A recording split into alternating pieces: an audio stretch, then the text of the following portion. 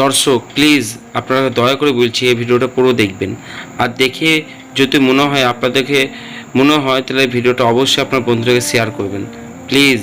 পাকিস্তানি একজন মুসলিম যুবক, সে সব সময় অ্যাডাল্ট ভিডিও দেখতো। তার এই গুনাহের কারণে তার কি করুণ পরিণতি হয়েছিল আপনি যদি এটা শুনেন আপনার কলিজাটা কেঁপে উঠবে, আপনি আপনার নিজেকে ধরে রাখতে পারবেন না। ওই যুবক অ্যাডাল্ট ভিডিওর প্রতি এত পরিমাণে অ্যাডিক্টেড ছিল, সে অ্যাডাল্ট ভিডিও দেখার জন্য বড় একটা অ্যাডাল্ট সাইট থেকে অনেক টাকা খরচ করে সে লাইফ টাইমের সাবস্ক্রিপশন কিনেছিল এবং সেই ওয়েবসাইটের অ্যাক্সেস সে তার নিজের বন্ধু বান্ধবকেও দিয়েছিল। সে তার সকল বন্ধু বান্ধবকে নিয়ে অ্যাডাল্ট ভিডিও দেখতো। ঘটনাক্রমে একদিন যুবক ভয়ঙ্কর গাড়ি অ্যাক্সিডেন্ট করে মৃত্যুবরণ করলো। তার লাশটা যখন বাড়িতে নিয়ে আসা হলো, এলাকার মানুষ তার লাশ দেখতেছে, অনেকে বলতেছে এই ছেলে তো নামাজ পড়তো, এই ছেলে তো রোজা রাখতো, এই ছেলেটা ভালো ছিল, কিন্তু তার ভিতরে এত ভয়ঙ্কর একটা গুনাহ যে ছিল এটা তার বন্ধু বান্ধব ছাড়া অন্য কেউ জানতো না।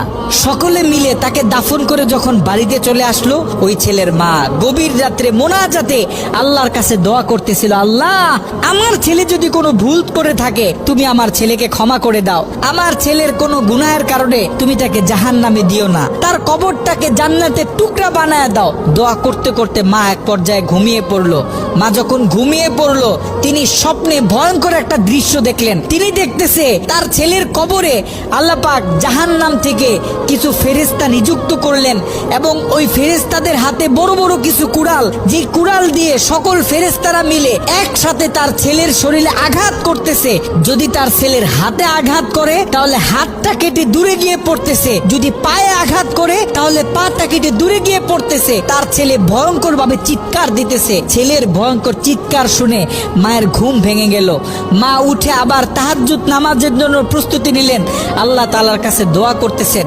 দ্বিতীয় দিন গভীর রাতে যখন মা ঘুমিয়ে পড়লেন, তিনি দ্বিতীয় দিন আরো ভয়ঙ্কর চিত্র দেখলেন, যেখানে প্রথম দিন 8 থেকে 10 জন ফেরেশতা দিয়ে আল্লাহ পাক তার ছেলের উপর আযাব দিতেছিলেন, সেখানে দ্বিতীয় দিন 30 থেকে 40 জন জাহান্নামী ফেরেশতারা তার ছেলের উপর আযাব দিতেছিল। তার মা আরো ভয় পেয়ে গেল। তৃতীয় দিন গভীর রাতে ওই ছেলের মা যখন আবার ঘুমিয়ে পড়লো, তৃতীয় দিন তিনি খেয়াল করলেন 50 থেকে 60 জন জাহান্নামী ফেরেশতারা তার ছেলের উপর আযাব দিতেছে, তার ছেলের উপর আক্রমণ করতেছে, তার ছেলে ভয়ঙ্কর ভাবে চিৎকার দিতেছে। দিন যত বাড়তেছে আল্লাহ পাক জাহান্নাম থেকে তত বেশি ফেরেশতা তার ছেলের উপর নিযুক্ত করতেছে। মা ভয় পেয়ে গেলেন, মা ভেঙে পড়লেন। ওই ছেলের মা ছেলের বন্ধুদেরকে একদিন ডাক দিলেন, ডাক দিয়ে বলতেছে, দেখো আমি আমার ছেলের উপর দিয়ে এই ভয়ঙ্কর স্বপ্ন দেখতেছি, তোমরা যাও কোনো আলেমের কাছে জিজ্ঞাসা করো যে কেন আমার ছেলের সাথে এমন হচ্ছে। ওই ছেলের বন্ধুরা মিলে পাশের বড় একটা মাদ্রাসায় চলে গেল। ওই মাদ্রাসায় ছিল একজন শাইখুল হাদিস। তার কাছে গিয়ে যখন পুরো স্বপ্নটা ব্যাখ্যা করা হলো, শাইখুল হাদিস স্বপ্নটা শুনে তিনি থরথর করে কাঁপতেছিলেন। শাইখুল হাদিস ওই ছেলের বন্ধুদেরকে জিজ্ঞাসা করতেছে, তোমাদের বন্ধু দুনিয়াতে থাকা অবস্থায় এমন কি কোনো গুনাহ করত যেই গুনাহ তার মৃত্যুর পরে এখন অন্য মানুষ করতেছে? তখন ওই ছেলের বন্ধুগুলো মাথাটা নিচের দিকে আসামির মতো দিয়ে চোখের পানি ছেড়ে বলতেছে, হ্যাঁ আমাদের বন্ধু এমন একটা গুনাহ করত যেই গুনাহটা সে পৃথিবী থেকে চলে যাওয়ার পরেও এখন আমরা করতেছি, আমাদের থেকে অন্য মানুষেরা করতেছে, তাদের থেকে অন্য মানুষেরা করতেছে।